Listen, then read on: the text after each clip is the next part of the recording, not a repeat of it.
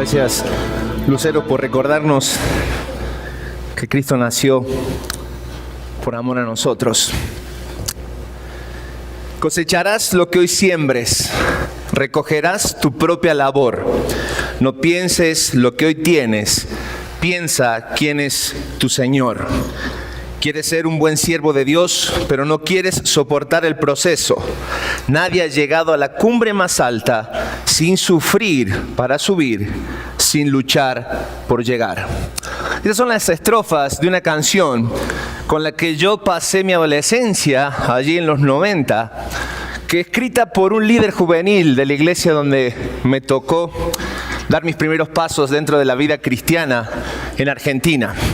Preparando este mensaje y buscando una ilustración para poder ilustrar o darle introducción a este mensaje, llegó a mi vida nuevamente, muchos años después, esta canción.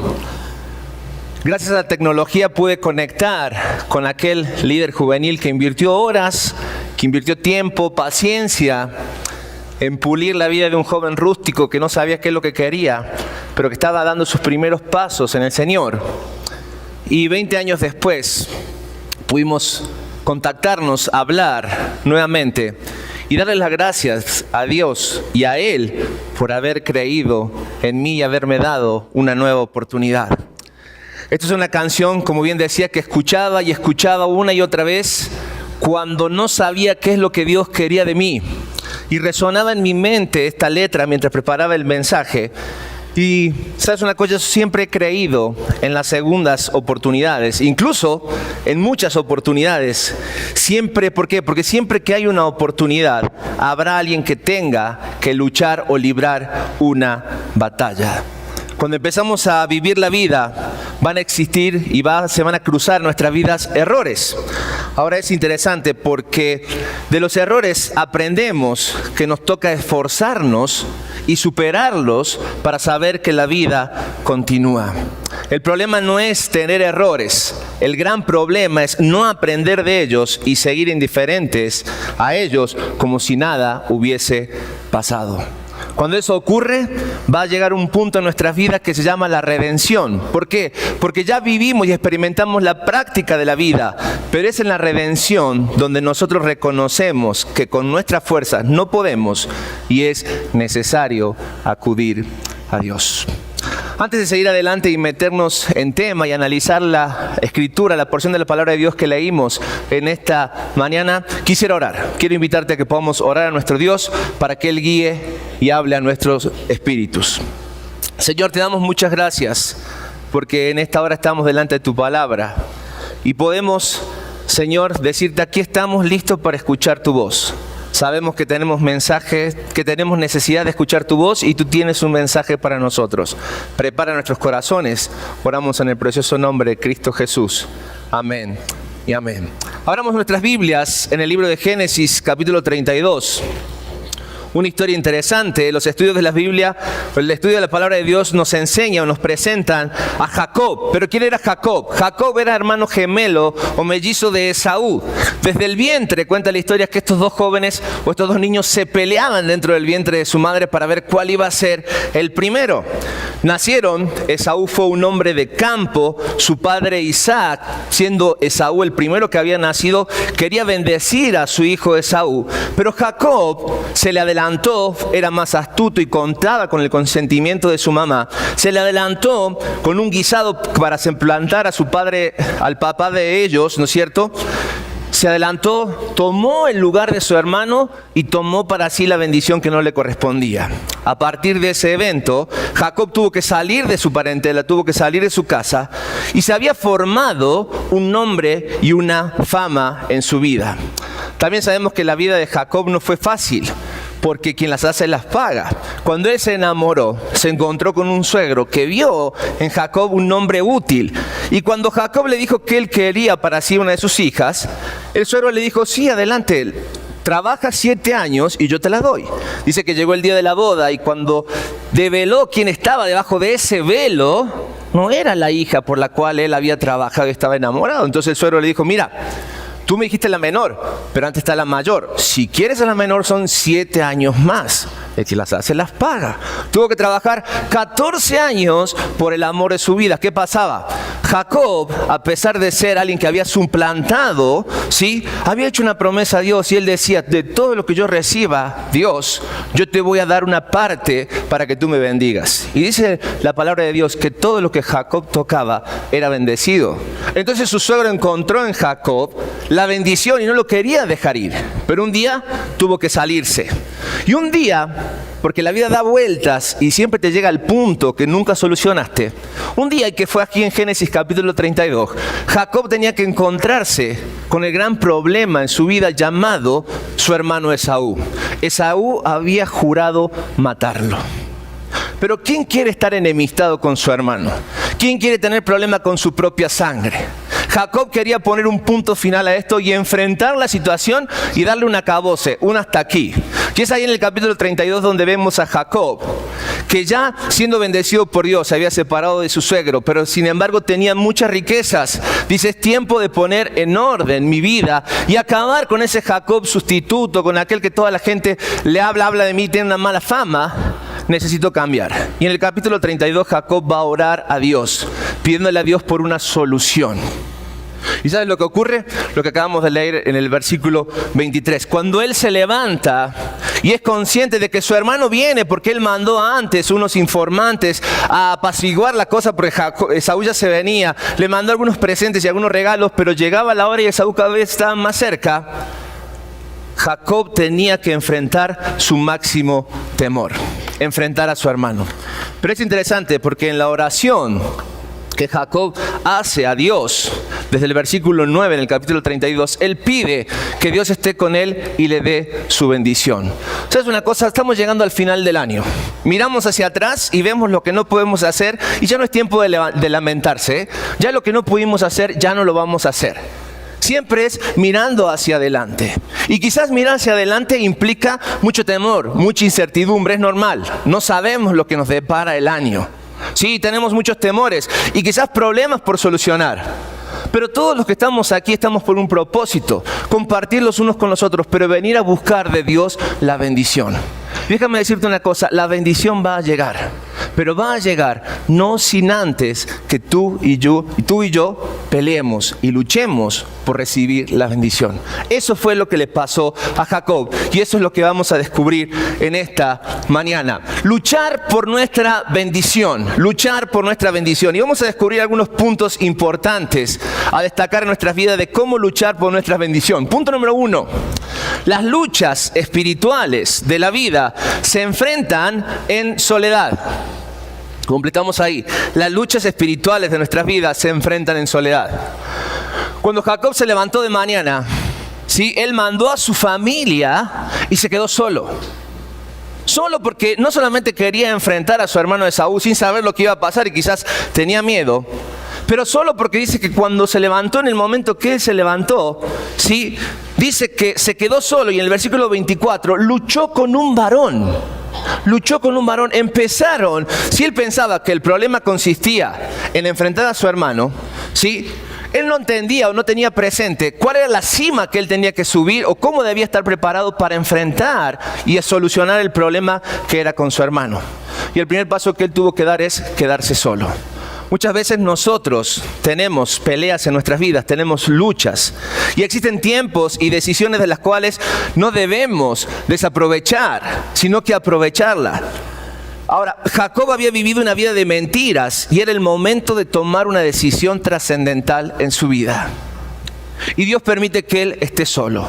Te pregunto, ¿cómo te sentirías tú al saber que estás a punto de encontrarte con la persona, ¿sí?, que ha arrebatado su posesión más preciada? Viene a reclamarte aquel al que tú le has hecho daño.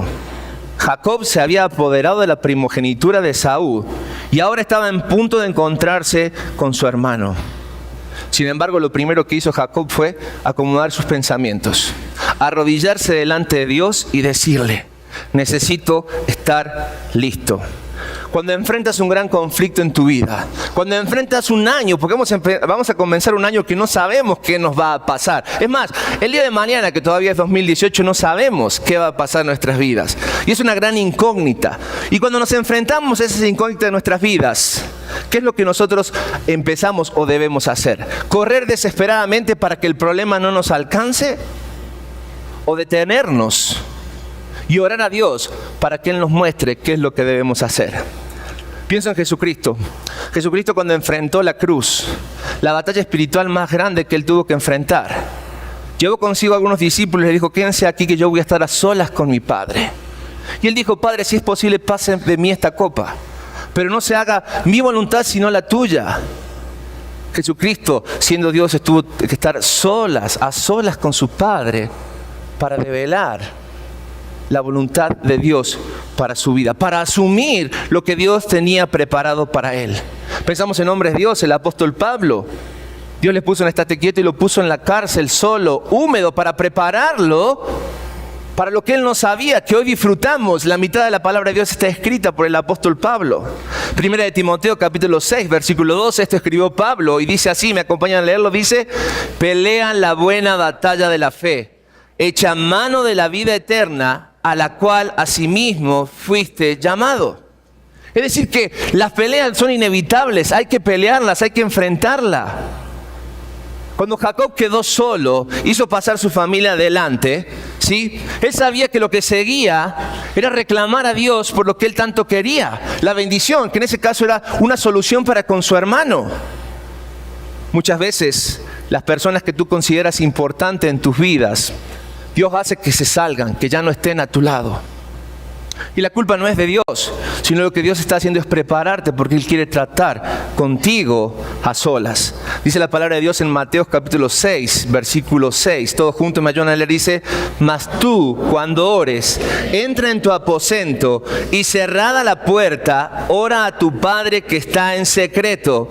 Y tu Padre que ve en lo secreto te recompensará en público. Marca allí que está en secreto. Los mejores momentos que tú puedes disfrutar con Dios es cuando tú estás a solas, en la soledad. Muchas veces la soledad, cuando mencionamos la palabra soledad, nos trae a nosotros miedo, nos trae inseguridad, nos trae incertidumbre. Pero cuando se trata de estar a solas con Dios, no hay que tener nada de eso, porque la soledad que tú y yo podemos disfrutar con Dios, realmente déjame decirte que trae bendición. Te voy a advertir algo, y esta es la realidad. Las batallas espirituales no son negociables en nuestras vidas. Sí o sí las vamos a enfrentar. Romanos capítulo 8, versículo 37 dice, yo lo voy a leer, por favor, sigan con sus vistas. Dice, antes, en todas estas cosas, somos más que vencedores por medio de aquel que nos amó. Marquen ahí, más que vencedores. ¿Sabes una cosa? Muchas veces este aliento que nosotros tenemos de que somos más que vencedores nos lleva a relajarnos o a bajar la guardia. Pero, ¿sabes una cosa? Cuando hablamos de batallas espirituales, hay un propósito aún mayor, que es el que Dios tiene en nuestras vidas, que es el de transformar nuestras vidas. ¿Por qué? Porque, completamos en nuestras hojas, Dios trata a sus hijos en forma personal. Sí, Dios es un Dios personal y Él tiene algo especial para ti. Por eso quiere estar a solas contigo. Punto número 2, en cuanto a nuestra lucha por la bendición. El Señor pondrá a prueba nuestra fe. El Señor pondrá a prueba nuestra fe.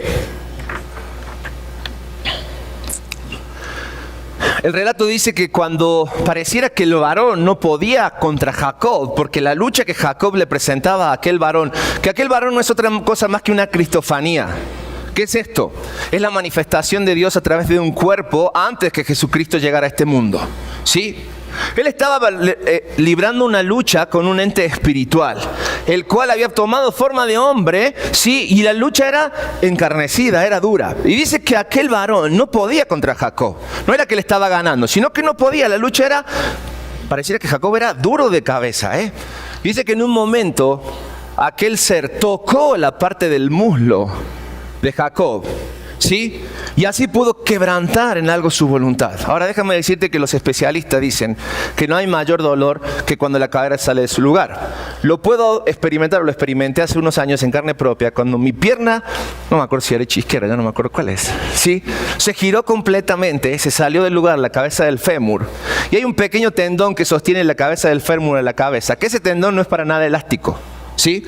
Entonces cuando se sale toda la gelatina que tiene la cabeza del hueso, el tendón que sostiene la pierna, que nosotros podemos tener así, ¿no es cierto?, flotante, ¿sí?, toca hueso con hueso. Yo no sé lo que es dar a luz, pero yo creo que ese dolor es semejante a eso porque es en esa zona, ¿verdad?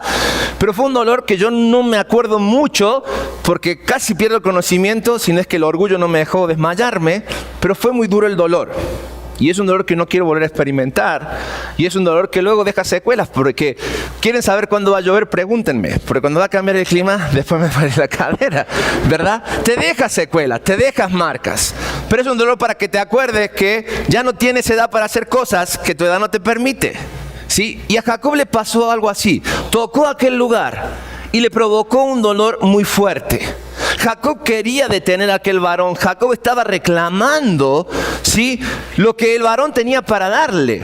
Y déjame decirte una cosa, seguramente tú estás hoy en algún tipo de lucha espiritual.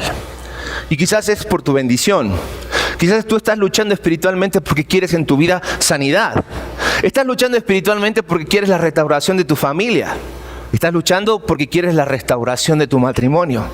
¿Estás luchando porque quieres ver a tu hijo o a tu hija nuevamente en los caminos del Señor? ¿O porque ves cómo un ser querido está luchando con una adicción o tú mismo con algún tipo de problema? Pero lo que no contabas en tu lucha espiritual es con el dolor que la lucha espiritual causa en nuestras vidas. Y dolor que créeme que Dios no lo permite porque Él es un ser malo. Sino lo que Dios está haciendo en nuestras vidas al permitir este dolor es poner a prueba nuestra fe. Para saber que cuando estamos enteros es fácil seguir a Dios, pero cuando nos sentimos disminuidos, cuando sentimos que ya no depende de nosotros, ¿realmente nuestra fe es tal como para seguir dependiendo de Dios? La palabra de Dios me dice en 1 de Pedro, capítulo 1, versículos 6 y 7, en lo cual vosotros os alegráis, aunque ahora un poco de tiempo, si es necesario tengáis que, ¿qué? Todos juntos, que ser afligidos en diversas pruebas, para que sometida a prueba vuestra fe, mucho más preciosa que el oro, el cual, aunque perecedero, ¿qué dice? Se prueba con fuego, se hallada en alabanza, gloria y honra, cuando sea manifestado Jesucristo. Déjame revelarte algo en esta mañana. Si tú dices tener fe en Dios, si tú dices tener fe en Cristo, tu fe va a ser puesta a prueba. Porque la única forma de saber que nuestra fe es verdadera, según Pedro dice que ¿cuándo es? Cuando es probada. Y déjame decirte una cosa, generalmente la prueba de nuestras vidas trae dolor. Pero no un dolor que no se pueda soportar. Si lo hacemos en nuestras fuerzas, sí va a ser difícil soportarlo. Pero si nos aferramos de Cristo, pronto Él va a mostrar el propósito. Por eso la palabra de Dios, y estudiando la vida de Jacob, podemos sacar en claro que tú y yo debemos tener la determinación que tenía Jacob. Y él le llegó a decir, a pesar de su dolor, no te vas a ir hasta que me bendigas. No te vas a ir hasta que me bendigas. La palabra de Dios nos enseña, y completamos en nuestras hojas, que nuestra fe es puesta a prueba con un triple propósito. En primer lugar, purificarla. En segundo lugar, confirmarla. Y en tercer lugar, compartirla. Santiago 1, 2 y 3 dice la palabra de Dios. ¿Me acompañan a leerlo, por favor? Dice: hermanos míos, tened por sumo gozo cuando os halléis en diversas pruebas, sabiendo que la prueba de vuestra fe produce paciencia. Nuestra fe va a ser puesta a prueba mientras luchemos por nuestra bendición. Punto número 3. Al igual que Jacob, nosotros necesitamos saber y debemos ser conscientes contra quién luchamos. Debemos ser conscientes contra quién luchamos. Vimos en la lectura que jamás Jacob quiso desistir de la batalla. Vemos en la lectura que él se aferró para que la bendición llegara a su vida. Tú y yo, amado, debemos tomar conciencia de que nuestras batallas comienzan en el lado espiritual de nuestras vidas, pero se extienden a nuestro diario vivir. Y nuestros enemigos pueden ser múltiples. Nuestros enemigos pueden ser múltiples. ¿Por qué digo esto? Porque definitivamente muchas veces nosotros en nuestras vidas luchamos contra el pecado. ¿Representados por qué? Por el ego, por nuestra razón, por nuestro orgullo. U otras veces decidimos librar batallas peleando con Dios mismo, como era el caso de Jacob. Ahora, déjame decirte algo.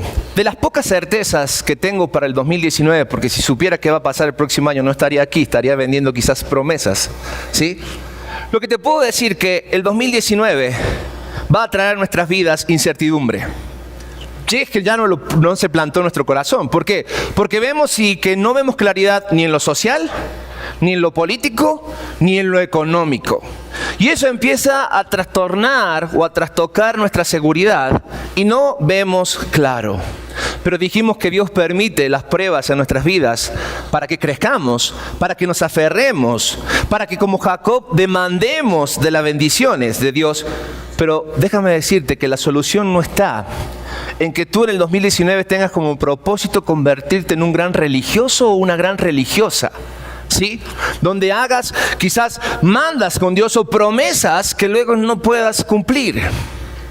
Si cada uno de nosotros quiere recibir el año de la mejor forma y darle un sentido a la frase que damos o recibimos cuando decimos feliz año nuevo, para que nuestro nuevo año sea feliz, nuestro año tiene que estar centrado y apuntado hacia un solo lado: la persona de Cristo Jesús. Y si Cristo Jesús no es el Señor y el Salvador de tu vida, déjame decirte una gran verdad: no vas a poder tener un feliz año nuevo. Por más que le busques, le hagas y lo pongas al año de patitas para arriba, no puedes tener un feliz año nuevo si Jesucristo no es el Salvador y el Señor de tu vida. Puedes buscar miles de formas para enfrentar el nuevo año. Puedes tener un montón de intenciones buenas. Te puedes vestir el 31, poner la ropa del color que tú quieras y comer cuantas uvas tú quieras. ¿Sí? Son propósitos y tradiciones. Pero si Cristo no es el centro de tu vida, muy difícilmente tengas un feliz año nuevo. Por no decirte, es casi imposible. Por eso es importante que identifiquemos los enemigos con los que vamos a pelear. Porque si no identificamos nuestros enemigos espirituales, es como ir a una pelea con una capucha negra sin ver nada. Vas a recibir golpes y vas a tirar golpes para todos lados sin poder obtener un resultado exitoso. La palabra de Dios nos expresa en el libro de Hebreos, en el libro de Efesios, capítulo 6, versículo 12, lo siguiente: porque no tenemos lucha contra, ¿qué dice? Contra sangre y carne, sino contra principados, contra potestades, contra los gobernadores de las tinieblas de este siglo, contra huestes espirituales de maldad en las regiones celestes. Por eso, si no contamos con Cristo a nuestro favor, va a ser muy difícil que podamos librar el próximo año teniendo un feliz año. Hebreos capítulo 12, versículo 4, nos da una realidad en cuanto a nuestras batallas espirituales. Y dice así: porque aún no habéis resistido hasta la sangre, combatiendo ¿con qué dice? Contra el pecado. Por más que Cristo, si tú eres un hijo de Dios y Él ha lavado tu vida y Él ha quitado el pecado, la condenación que había en tu vida, el pecado sigue deambulando en nuestras vidas. Nuestra vieja naturaleza sigue muchas veces exponiendo lo que hay en lo profundo de nuestro corazón. Por lo tanto, ¿sí? Aun si contamos con el favor de nuestro Cristo, con el favor de Cristo para cada uno de nosotros, tenemos que tener en cuenta que seguiremos librando batallas con el pecado. Por eso, aunque en medio de la lucha completamos en nuestras hojas, te sientas derrotado, el consejo que te doy es: sigue luchando, sigue luchando.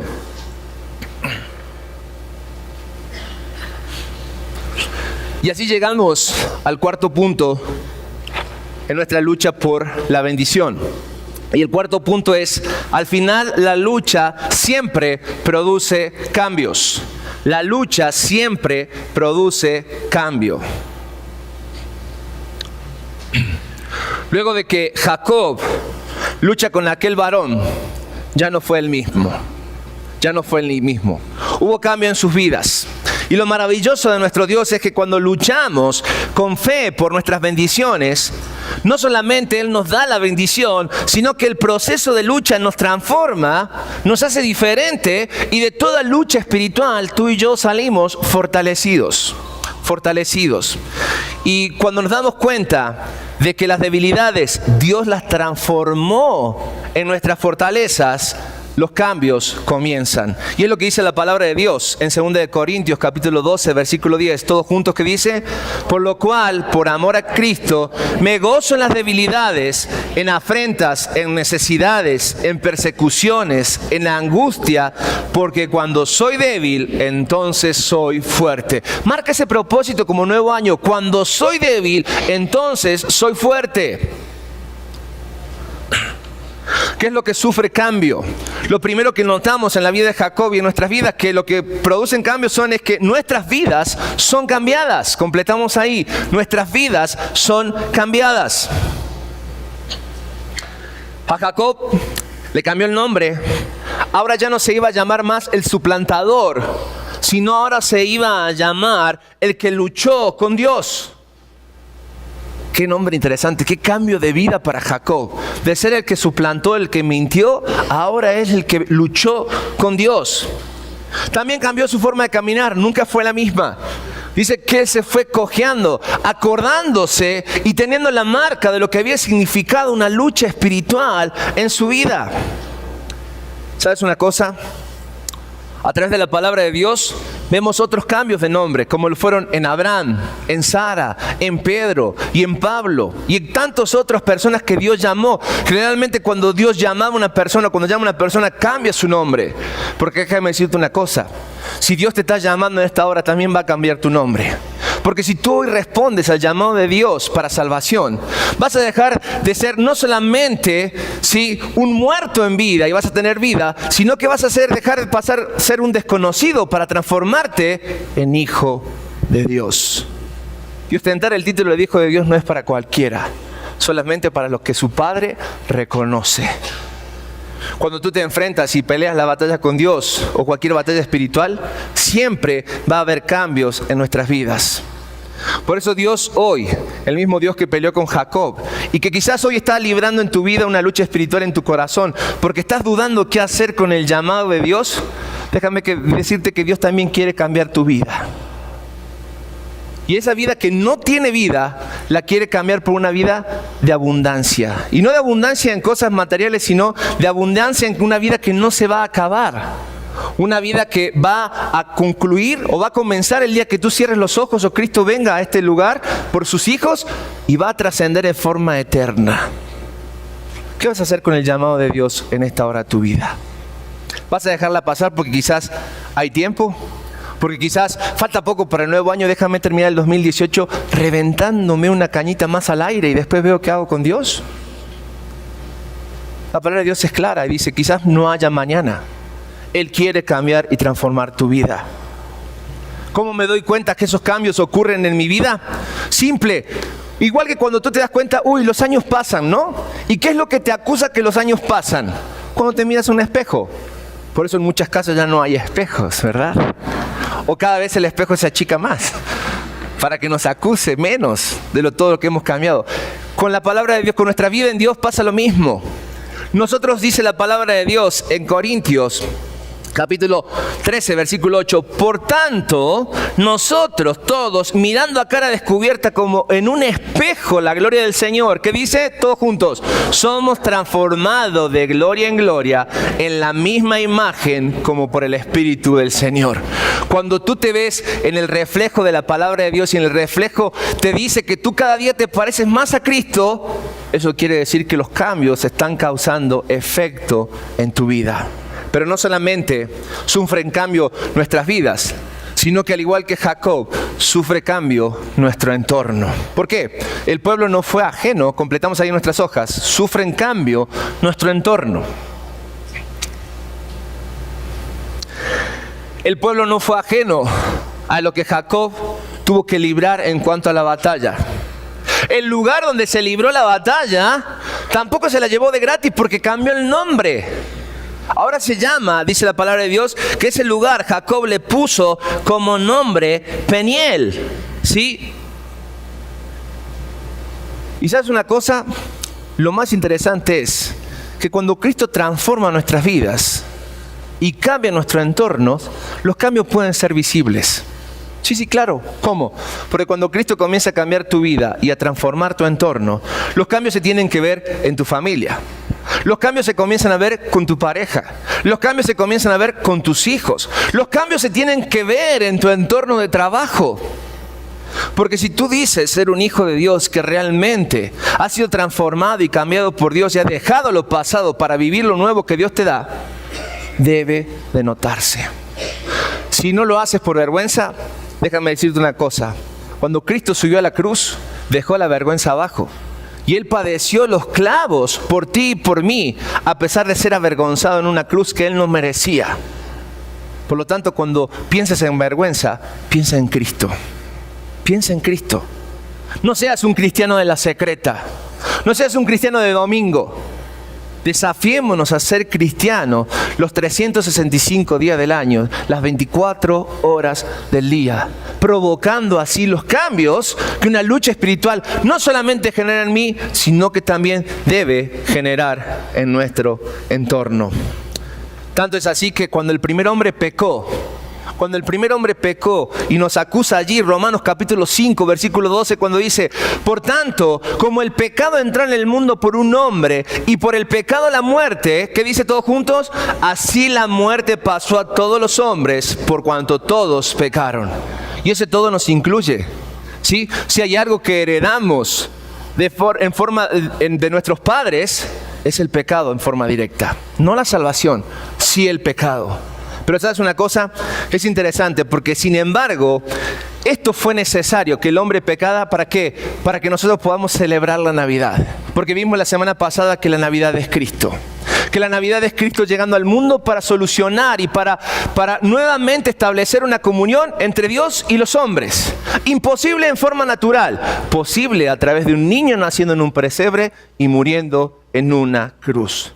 Por eso, si en este año que vamos a enfrentar quieres tener un feliz año nuevo, yo te exhorto a lo siguiente: que tú realmente puedas comenzar a ver todo como nuevo, donde las cosas viejas queden atrás y tú puedas venir y ver que nace todo nuevo.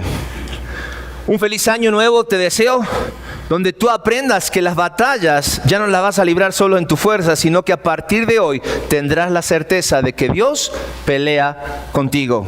Un feliz año nuevo, porque ahora sí podrás reconocer que los adversarios con quien tú libras cada batalla.